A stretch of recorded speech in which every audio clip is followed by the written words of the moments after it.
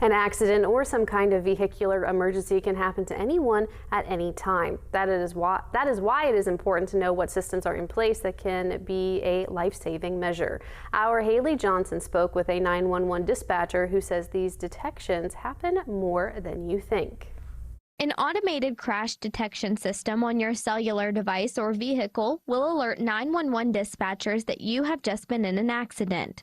The automated crash detection is designed to recognize a potentially serious motor vehicle crash, even when the occupants of the vehicle are not able to communicate with us. So, for example, you've just been in an accident. You can't reach your phone. Therefore, OnStar will connect you with 911 dispatchers to let them know that you have been in an accident and where you're located.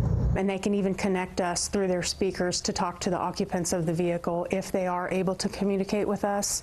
Another life-saving tool is the Rapid SOS system. It pings and alerts dispatchers your exact location before the call even comes through. If someone calls or texts through a cell phone, it automatically gives us your location. And again, it pings and alerts us before the call even comes through.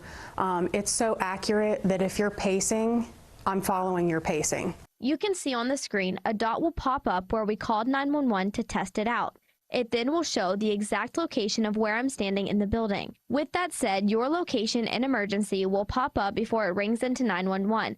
Therefore, if you misdial, just stay on the line and say you called by accident. You're not going to get in trouble for that. It's no big deal.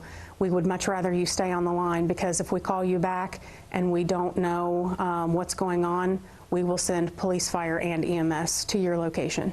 The crash detection system is utilized frequently. In just one day, dispatchers received 3 alerts of car accidents through the automated crash detection system. It happens almost every day. Reporting for the Mid-Ohio Valley, I'm Haley Johnson with WTAP News.